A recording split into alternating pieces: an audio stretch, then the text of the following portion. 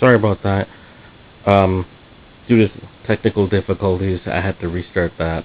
You said that nobody Well, mandated your license to be I removed. believe, as far as I know, your doctor sends in something. Well, I believe the doctor in Ontario, where we live, should you have a condition that could affect you or the safety of others while you're driving, is legally obliged to report Yeah. any such condition to the Ministry of Transportation in writing. Um, for example, and it's not the same thing, but it kind of is.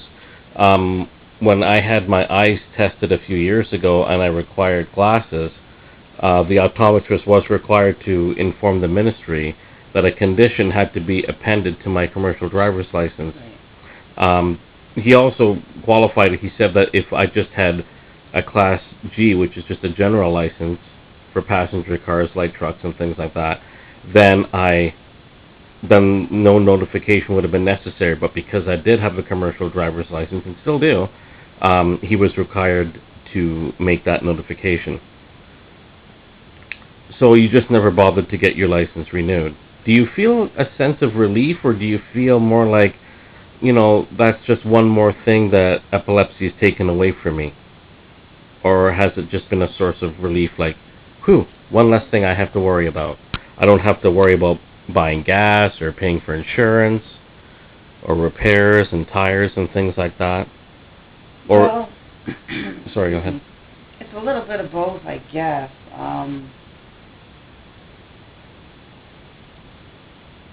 Yeah, the loss of independence is the worst thing, the worst feeling of all. I mean, I used to drive, not, a whole lot, but a fair amount to be able to get myself around and, to go get groceries and pay my bills and whatever I needed to do around here. And also, to drive to see my mom and stuff like that and visit family and friends. And, of course, when you can't do that anymore, you're either taking a bus or taking a cab or walking, or you're not seeing people. So that part of it really sucks. But it's funny, I was just talking to somebody about this the other day. I'm glad, in a way, that I don't have that burden of having the vehicle, having the repairs, the gas, the insurance, because it's an expense that I couldn't really afford. So it's kind of good in a way, but the fact that I can't do it because I just can't, and I won't ever be able to do it again. It's not a choice, you understand what I'm saying? It wasn't a choice that I made. So, yeah, it makes me sad sometimes that it got taken away. I mean, I was heartbroken when I had to lose my business. And Because your business is more to you than a job. It was a labor of love. yeah, it was exactly what I had always wanted to do, and I had just finally got it going, and it was going perfectly, and then this happened. And then after I had to close it, I ended up working,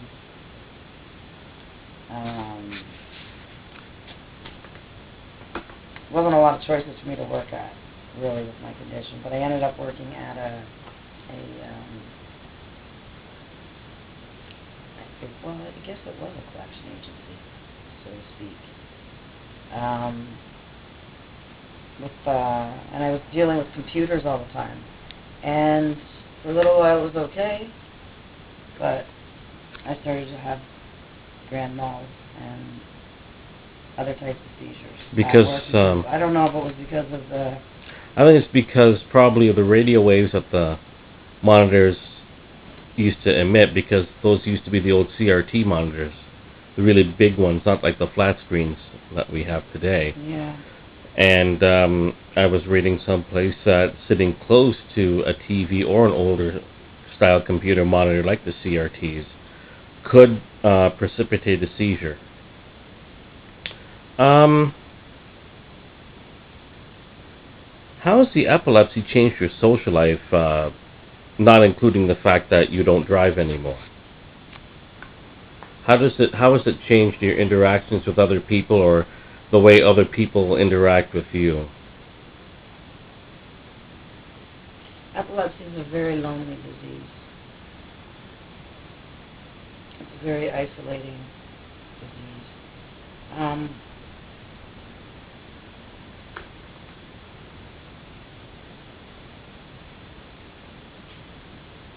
It doesn't have to be. I mean,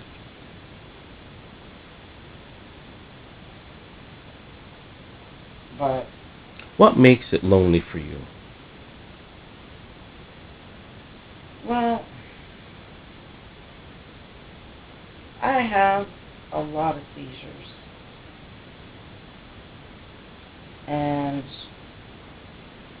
I have them every day, and some of them aren't big ones. I don't always have grand mal. Sometimes I have simple partials or complex partials, which are on the lower end of the scale. But every time you have a seizure, it takes a lot out of you, physically and emotionally and mentally, the whole bit. And I think fear becomes a big factor. Fear of leaving the house becomes a huge factor. I know it has been with me.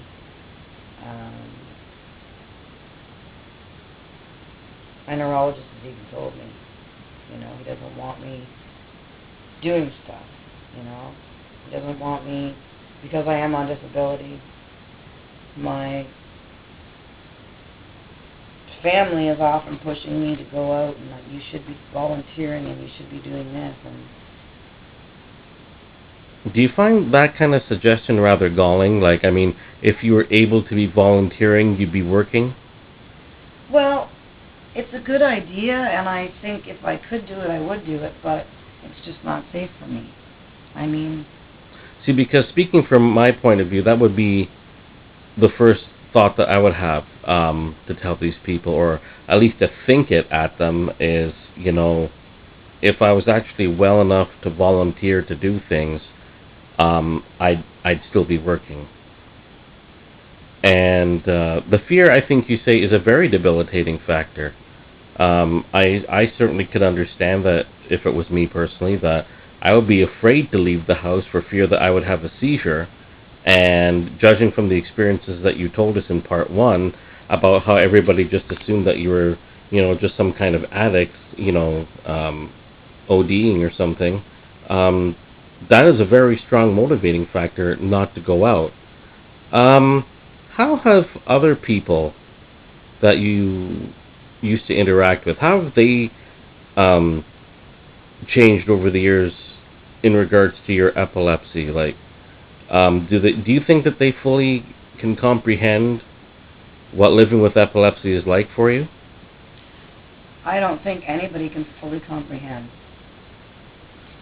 or fully understand living with epilepsy unless they have it themselves. And I have quite a few friends with epilepsy who have said that or who will say that to me. Nobody's ever going to understand us because they're never going to have to live this. And that's not saying anything in a negative way towards them. What's hurtful to me is, what hurts me, I think, and what I don't understand is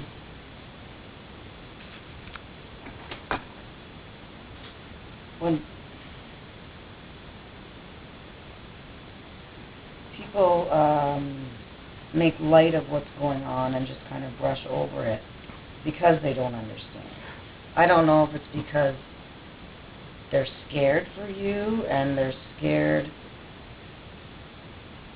because of what's happening to you, and they don't know how to deal with it and they don't understand it. But if you don't understand it, learn.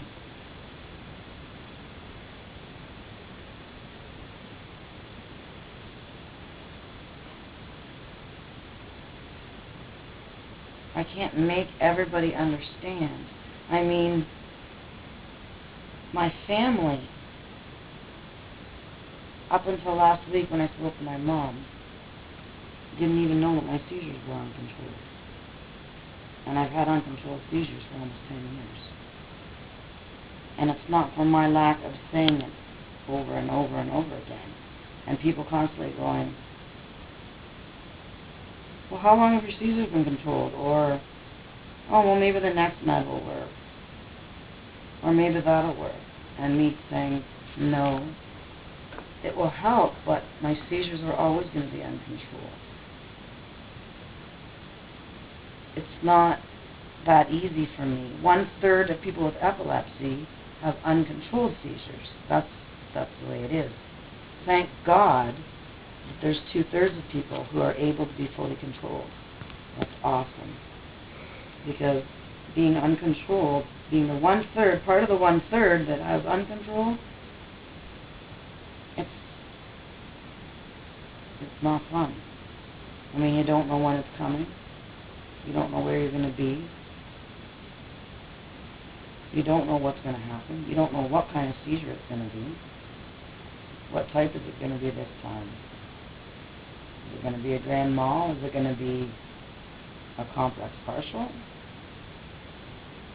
Is it going to be just a little one? Is somebody going to help you if you have one? Does somebody know how to help you if you do have one?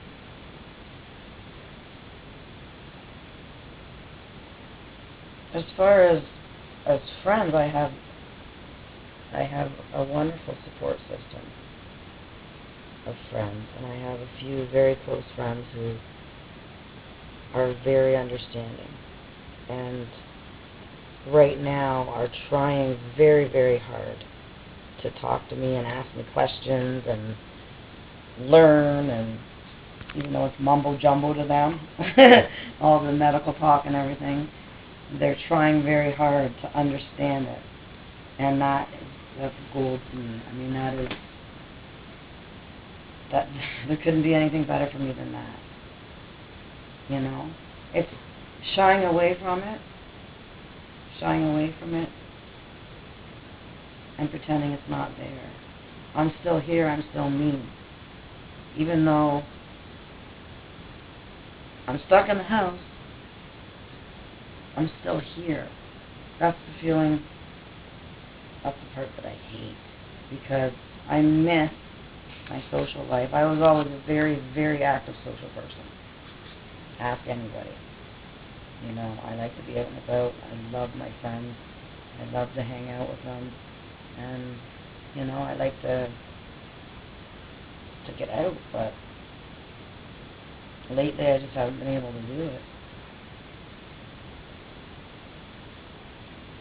But I am very lucky to have some close friends that they're rocks to me, and they get me through. And even though they don't get it, they try, you know, and they're there for me, and that's unbelievable. So,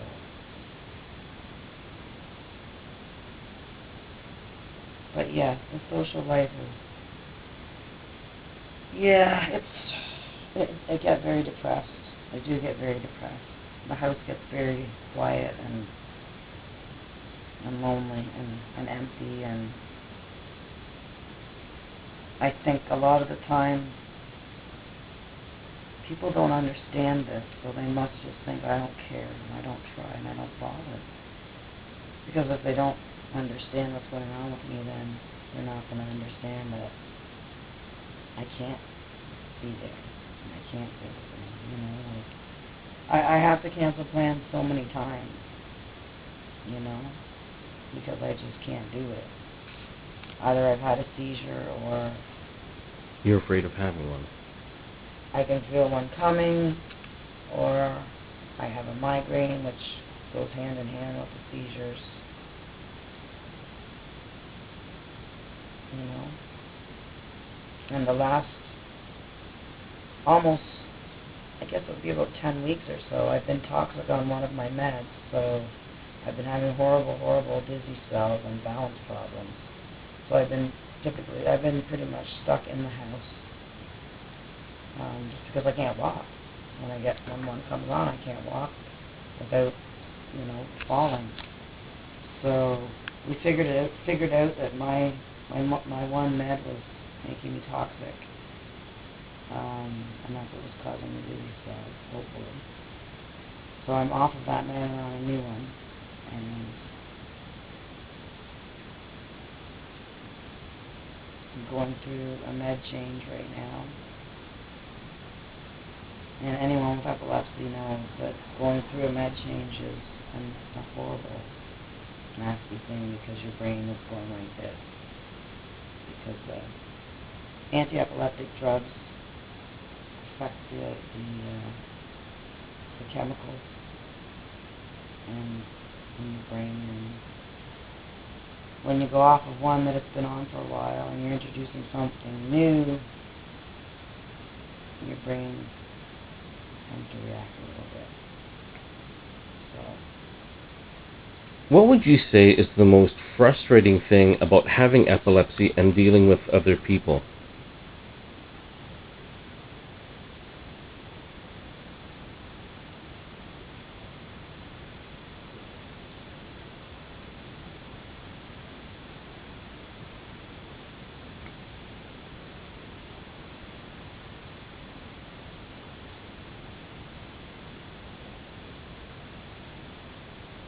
I think the most frustrating thing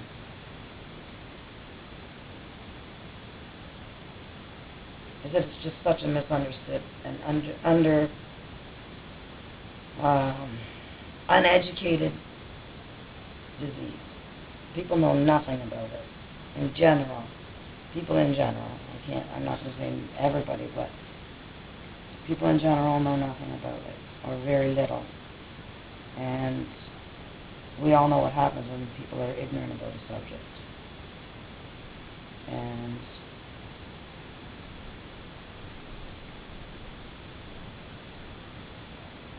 I also think personally as well that there just seems to be an unspoken way of dealing with things where many people have an attitude of, my ignorance is just as valid as your facts. And I can understand how that can be very, very frustrating. And like you said before, unless you've been in that situation, you cannot fully appreciate just how debilitating it is. If you could tell the people watching, if you could sum up what you want them to learn from the videos that we're doing, what would that be?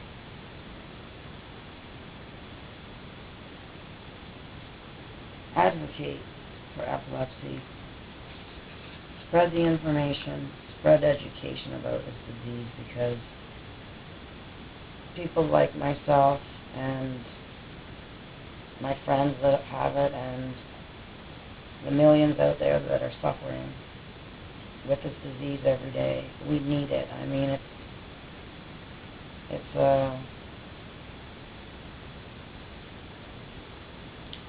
rarely heard of in the news and the media. It gets very little attention. There is some research going on there for it, but we need to push and advocate for them to do more research and educate people, because there's little kids right now, little babies, that are being born in utero with epilepsy, and they're going to grow up to be my age, and I don't want them to have to go through this.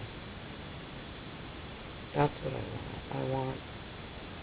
I want some good solutions for this. If not a cure eventually, I want some good solutions. So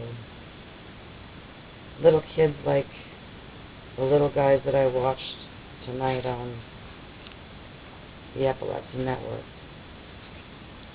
that were 6 months old and 10 years old with uncontrolled seizures, don't have to grow up to be like me, so that they can have a lot more options. That's what my goal is. Well said. I think that'll about do it for this part. Thanks, Barb. Thank you.